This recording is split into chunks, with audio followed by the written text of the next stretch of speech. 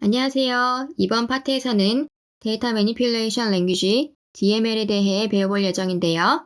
오늘은 그 중에서 테이블에 데이터를 삽입하는 명령어인 insert에 대해 알아보는 시간을 가져보도록 하겠습니다. 우선 insert 구문은 두 가지 타입으로 작성하실 수가 있는데요. 첫 번째 타입은 테이블의 모든 컬럼에 대한 데이터를 삽입하는 방식이고, 두 번째 타입은 테이블에서 필요한 컬럼만 골라서 데이터를 삽입하는 방식이에요. 그럼 실제로 북 리스트 테이블에 데이터를 넣는 SQL을 작성해 보면서 설명을 드리도록 할게요.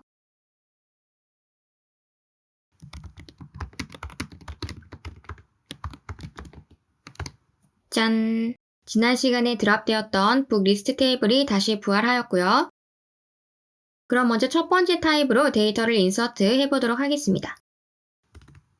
insert into book underbar list values를 써주시고요. 괄호 안에 전체 컬럼에 대한 데이터를 작성해 주시면 됩니다. 여기서 주의해야 할 사항은 values 뒤에 오는 데이터의 순서가 테이블에 존재하는 컬럼의 순서와 정확하게 일치해야 한다는 점이에요. 그리고 해당 컬럼의 데이터 타입과 사이즈에 맞는 데이터가 삽입되어야 합니다.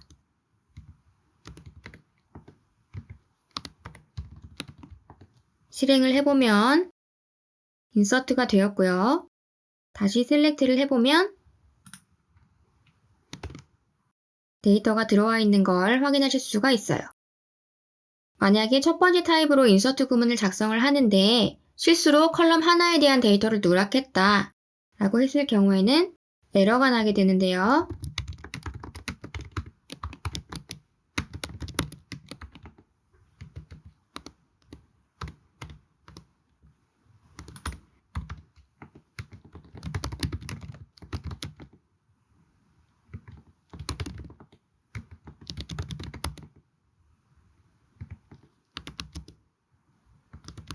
지금 이 경우에는 프라이스 컬럼에 대한 데이터가 누락이 되었죠. 실행을 시켜보면 SQL 에러가 발생을 하였고 컬럼의 카운트가 밸류 카운트와 일치하지 않는다는 에러 메시지를 볼 수가 있습니다. 그리고 아까 제가 설명을 하면서 컬럼의 데이터 타입과 삽입하려는 데이터의 타입이 일치해야 한다고 했었는데요. 만약에 프라이스 컬럼에 이렇게 따옴표를 작성을 해서 텍스트 형식으로 인서트를 시도하게 된다면 우리 예상으로는 에러가 날 것 같지만 실제로는 데이터가 들어갑니다. 이건 왜냐면 데이터베이스가 내부적으로 따옴표를 한번 떼보는 거예요. 떼고서 얘가 숫자로 변환이 되면 그냥 변환을 시켜서 테이블에 넣어줍니다. 근데 지금 상황에서는 7200이라는 텍스트가 따옴표를 떼면 7200이라는 숫자로 변환이 가능하기 때문에 정상적으로 인서트가 된 거고요. 만약에 이런 식으로 정말 오리지널 문자가 들어가게 되면 얘도 결국에는 에러를 내뱉게 돼요. 프라이스 컬럼에 안녕은 정확하지 않은 인티저다. 이런 에러가 났죠. 근데 아까 처음에 했던 것처럼 에러가 나지 않는 경우라 할지라도 되도록이면 컬럼의 데이터 타입과 맞춰주는 것이 좋아요. 데이터베이스 입장에서는 한 번 더 일을 시키는 격이 될 수가 있거든요. 우리가 평소에도 그렇잖아요. 상대방이 다 맞춰서 주면 내가 편한데 그렇지 않으면 쟤는 꼭 한 번 더 일을 시키네 이런 생각이 들 때가 있잖아요. 데이터베이스 입장에서도 비슷한 경우라고 생각을 하시면 될 것 같습니다. 그럼 이제 두 번째 타입으로 인서트문을 한번 작성을 해볼게요. 두 번째 타입 같은 경우에는 테이블명 옆에 괄호를 해주고 컬럼명을 직접 써줘야 되는데요. 내가 지금 어떤 컬럼에 대한 데이터를 넣을 거야 라는 거에 대한 정보를 데이터베이스에게 알려줘야 되는 거죠. 컬럼명이 헷갈리니까 일단 셀렉트를 다시 한번 해놓고서 작성하도록 할게요.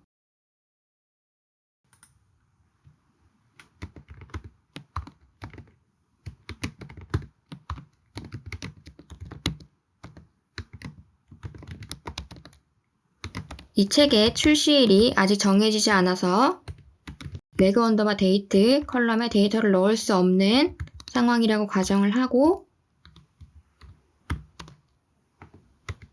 이렇게 5개 컬럼에만 데이터를 삽입해 보도록 하겠습니다.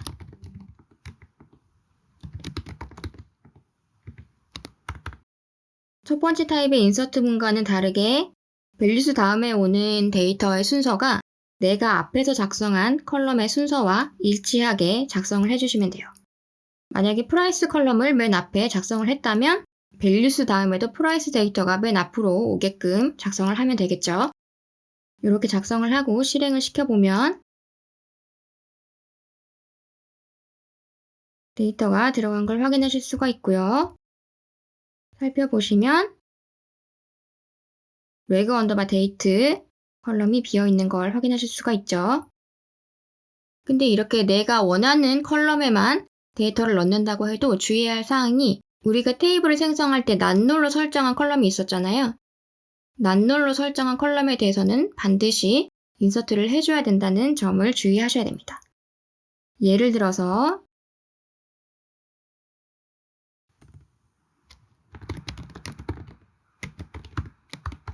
나는 책의 이름과 작가만 넣을 거야 라고 이렇게 호기롭게 인서트문을 짧게 작성을 했다 라고 했을 경우에는 실행을 시켜보면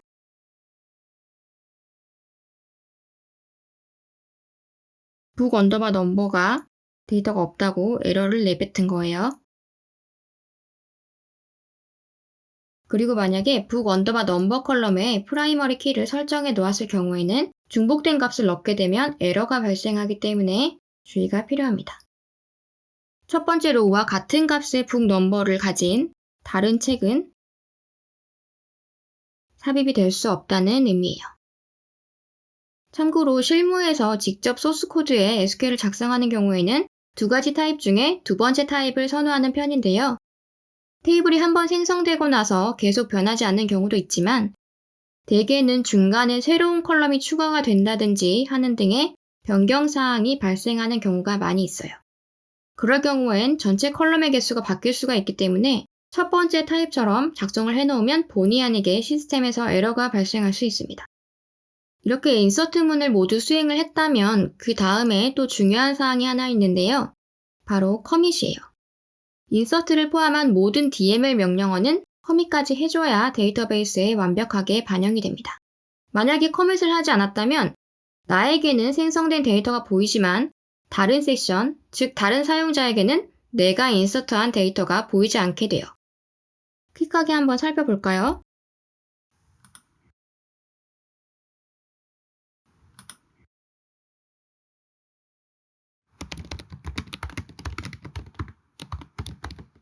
북 언더바 리스트를 셀렉트를 해보면 데이터가 없죠.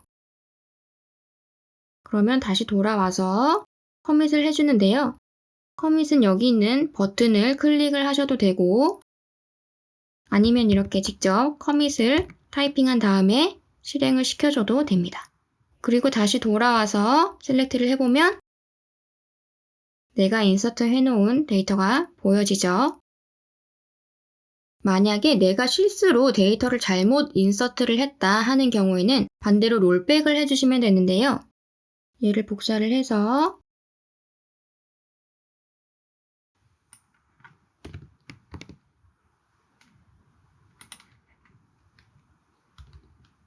북 넘버를 이렇게 잘못 인서트를 했다. 셀렉트를 해보면 이렇게 잘못 들어와 있죠. 얘를 다시 되돌이키고 싶다 라고 했을 때는 물론 딜리트를 해줄 수도 있겠지만 이렇게 간단하게 롤백을 하고 실행을 시켜주면 이렇게 이전 상태로 되돌아가 있는 걸 확인하실 수가 있습니다. 커밋과 마찬가지로 롤백도 여기 위에 있는 버튼을 대신 클릭을 해주셔도 돼요. 그리고 제가 한 가지 말씀을 안 드린 게 있는데 컬럼 데이터 사이즈보다 더 크게 인서트를 시도를 했을 때도 마찬가지로 에러가 발생하게 됩니다. 데이터가 too long하다는 에러 메시지가 보이죠? 오늘의 요약입니다. 인서트문에는 2가지 타입이 있다. 전체 컬럼에 대한 인서트와 선택 컬럼에 대한 인서트. 데이터를 인서트할 시에는 반드시 해당 컬럼의 데이터 타입과 사이즈에 맞춰야 한다. 인서트문 수행 후에는 커밋을 해줘야 모든 작업이 완료가 된다. 인서트 작업을 되돌이키고 싶을 때에는 롤백을 해주면 된다. 이번 클립의 내용은 여기까지고요. 다음 클립에서는 데이터를 변경하는 명령어인 업데이트문에 대해서 배워보는 시간을 가져보도록 하겠습니다. 그럼 여러분 수고하셨습니다. 감사합니다.